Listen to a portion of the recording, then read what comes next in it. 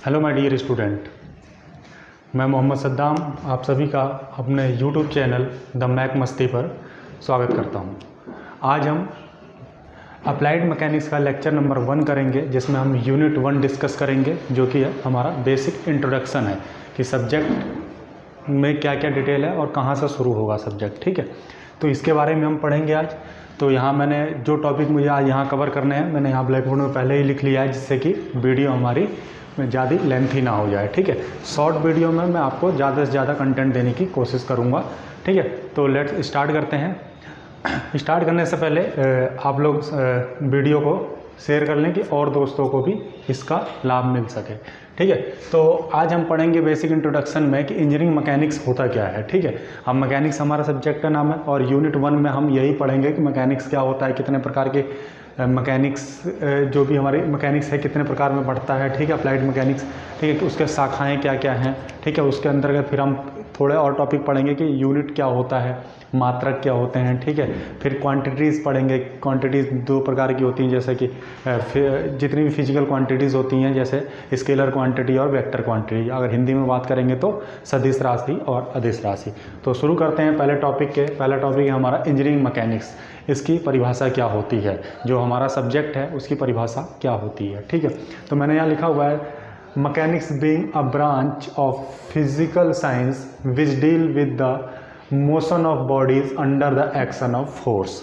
ठीक है, इंग्लिश वालों के लिए यहाँ सुटेबल है, इतनी छोटी सी डेफिनेशन बहुत सही डेफिनेशन है। लेकिन हिंदी में मैं इसको हिंदी मीडियम स्टूडेंट के लिए इसको मैं क्या करता हूँ, थोड़ा सा समराइज कर देता हूँ, थोड़ा सा हिंदी में कन्वर्ट कर देता हूँ कि देखिए mechanics being a branch of science. अगर हम हिंदी में इस परिभाषा की बात करेंगे तो इंजीनियरिंग मैकेनिक्स विज्ञान की वह शाखा है जो अगर किसी भी पिंड पर अगर बल लग रहा है, किसी भी पिंड पर बल लग रहा है, तो उसमें क्या क्या चेंजेस आ रहे हैं उसके बारे में हम उसके अंतर्गत अध्ययन करते हैं। ठीक है, तो एक बार और देख लेंगे। Mechanics being a branch of science will deal with the motion of body under the action of force. ठीक है, कि मैकेनिक्स विज्ञान की वह शाखा है जिसके अंतर्गत अगर किसी पिंड पर बल लग रहा है तो उस बल के कारण उस पिंड में कौन कौन से मोशंस हो रहे हैं, वो किसके अंतर्गत हम पढ़ते हैं, वो हम पढ़ते हैं इंजीनियरिंग मैकेनिक्स के अंतर्गत। ठीक है, अब आता है कि ये जो इंजीनियरिंग मैकेनिक्स है वो किसी भी पिंड के बारे में 3 बातें हमको बता देता है। 3 बातें क्या क्या हैं? नंबर 1 कि द मोशन ऑफ बॉडीज़। ठीक है, number 2 the force acting on the bodies. Number 3 है the effect of the force on the bodies upon they which act. मतलब अगर कोई भी पिंड है, अगर हम कोई उस पर मैकेनिक्स के बारे में उसकी मैकेनिक्स के बारे में हम अध्ययन करना चाहते हैं तो उससे हम 3 चीज़ वहाँ से कैलकुलेट कर सकते हैं या फाइंड आउट कर सकते हैं। पहला तो उस पर जो फोर्स लगा है पिंड पर या नहीं लगा है, फोर्स लगा है या नहीं लगा है हम कैलकुलेट कर सकते हैं। अगर फोर्स लगा है तो किस प्रकार का फोर्स लगा है, उसका प्रकृति क्या है, उसका नेचर क्या है। ठीक है, तो वहाँ से हम देख के पता लगा सकते हैं, कैलकुलेट करके पता लगा सकते हैं। ठीक है, और फिर उस फोर्स के कारण उस बॉडी में क्या क्या चेंजेस आ रहे हैं। ठीक है, उसके डायमेंशन कैसे चेंज हो रहे हैं। ठीक है, उसका वो कैसे मोशन कर रहा है, कौन सी गति कर रहा है, हम उसका भी अध्ययन कर सकते हैं मैकेनिक्स की हेल्प से। फिर तीसरा आता है कि फोर्स के कारण फोर्स जो लगा है उस पर, उस बॉडी पे क्या क्या इफेक्ट पड़ रहा है। इफेक्ट का मतलब हो सकता है उस बॉडी के डायमेंशंस में चेंज आ जाए, शेप में उसके चेंज आ जाए, क्योंकि फोर्स लगा है तो कुछ ना कुछ परिवर्तन तो करेगा ही। फोर्स की परिभाषा यही है कि वह कारक जिसके कारण किसी भी पिंड में परिवर्तन हो जाए। तो जब फोर्स लगेगा तो उस पिंड में कुछ ना कुछ परिवर्तन तो होना ही होना है। ठीक है, तो हम 3 चीज़ों का अध्ययन कर सकते हैं मैकेनिक्स के माध्यम से। पहला है मोशन ऑफ द बॉडीज़, कि बॉडीज़, हमारी बॉडीज़ मतलब हिंदी में होता है पिंड। पिंड हमारी किस तरह गति कर रहा है, किस अवस्था में है वो। ठीक है, फिर उस पर फोर्स कौन कौन से लग रहा है, उसका नेचर कैसा है, उसकी प्रकृति कैसी है। ठीक है, फिर थर्ड वन कि उस फोर्स के कारण उस पिंड पर क्या क्या प्रभाव पड़ रहा है। ठीक है, ये हम अध्ययन कर सकते हैं। ठीक है, अब आता है हमारा इसको अप्लाइड मैकेनिक्स से पहले हम इंजीनियरिंग मैकेनिक्स के ब्रांच को पढ़ लेते हैं। ठीक है, कि वो कितने प्रकार में टूटता है। ठीक है, अब देखते हैं इंजीनियरिंग मैकेनिक्स हमारे बेसिकली 2 भागों में टूट जाता है। एक होता है मैकेनिक्स ऑफ फ्लूइड और दूसरा होता है मैकेनिक्स ऑफ सॉलिड। ठीक है, मैकेनिक्स ऑफ फ्लूइड और मैकेनिक्स ऑफ सॉलिड। ठीक है, मैकेनिक्स ऑफ फ्लूइड फर्दर 3 भागों में टूट जाता है। ये एक पहला होता है इसका कंप्रेसिबल फ्लूइड, दूसरा होता है विस्कस फ्लूइड और तीसरा होता है आइडियल फ्लूइड। ठीक है, तो ये जितना भी है हमारा, ये जो पोर्शन है,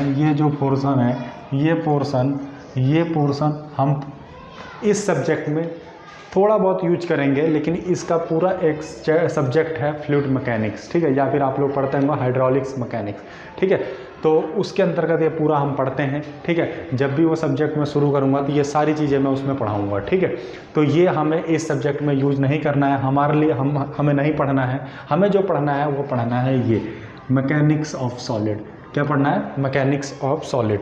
मैकेनिक्स ऑफ सॉलिड फिर दो भागों में टूटता है। ठीक है, डिफॉर्मेबल बॉडी और रिजिड बॉडी।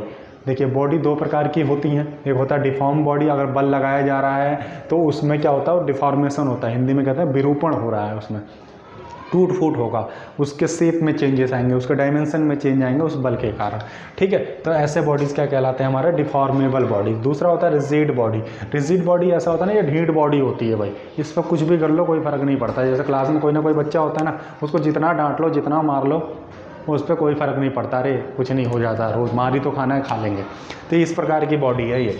ठीक है, इस पर हम कितना भी फोर्स लगा लें, इसके डायमेंशंस में या मोशन में कोई परिवर्तन नहीं होगा। पहली बात तो ये रिजिड होती है, एक जगह स्थिर रहेगी। ठीक है, अगर हम फोर्स लगाते हैं तो ये गतिशील नहीं होगी, इसमें मोशन नहीं आएगा। ठीक है, तो ये ऐसे ढीठ टाइप की बॉडीज़ होती है। ठीक है, तो इसके बारे में हम पढ़ेंगे। फिर हमारा डिफॉर्मेबल बॉडी फिर फर्दर 3 प्रकार में टूट जाता है। थ्योरी ऑफ प्लास्टिसिटी, फिर थ्योरी ऑफ इलास्टिसिटी, और अगला आता है strength of material. Strength of material हमारा 4th सेमेस्टर में पूरा एक सब्जेक्ट है, उसको हम करेंगे।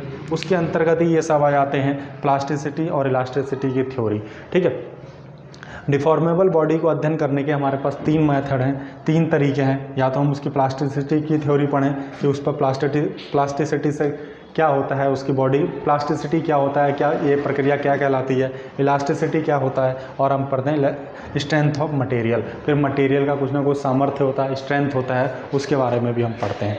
अब प्लास्टिसिटी इलास्टिसिटी क्या होता है ये मैं आगे के लेक्चर में आपको बताऊँगा। ठीक है, बेसिकली अगर मैं थोड़ा सा आपको एक्सप्लेन करूँ तो इलास्टिसिटी किसी मटेरियल की वह प्रॉपर्टीज़ होती है, या अगर हिंदी में बात करें इलास्टिसिटी, ठीक है, इलास्टिसिटी को हिंदी में बोलते हैं प्रत्यास्थता।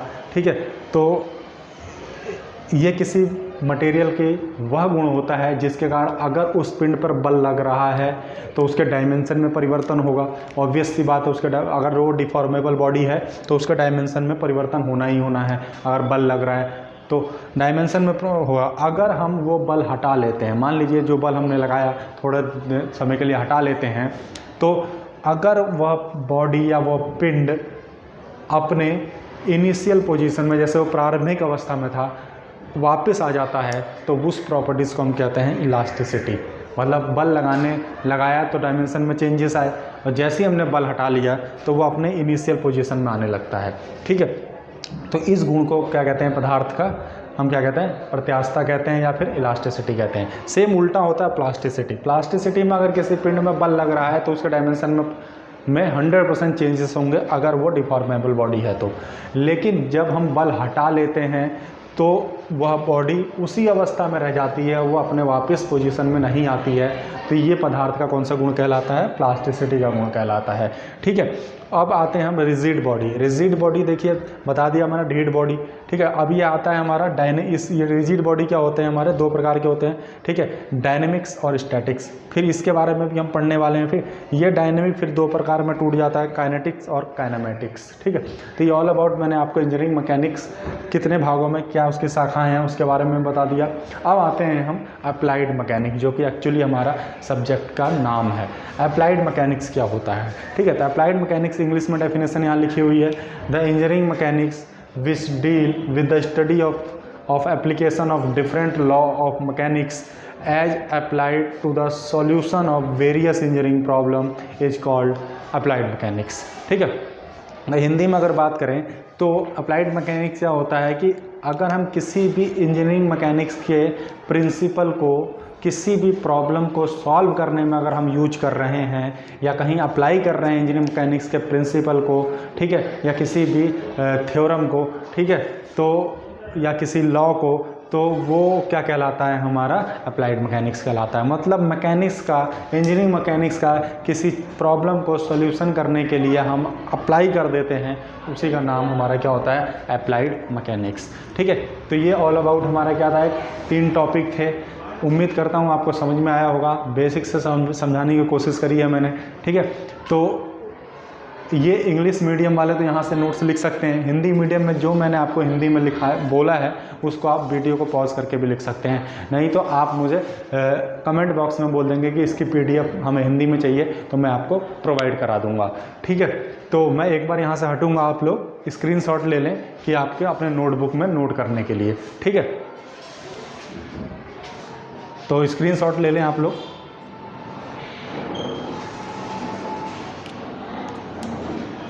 तो ठीक है स्टूडेंट, आज के लिए इतना ही। नेक्स्ट वीडियो में हम अगला टॉपिक करेंगे, जिसमें हम डिस्कस करेंगे कि ये डायनेमिक, स्टैटिक्स, काइनेटिक्स और काइनेमेटिक्स क्या होते हैं। ठीक है, इससे पहले मैं इनकी डेफिनेशन भी लिखा दूंगा कि डिफॉर्मेबल बॉडी और रिजिड बॉडी क्या होता है। ठीक है, तो एक एक करके हम पॉइंट को कवर करते रहेंगे और हमारा इसी तरह धीरे धीरे ये सब्जेक्ट भी कवर हो जाएगा और बहुत अच्छी तरह से कवर होगा। ठीक है, तो आज के लिए इतना ही।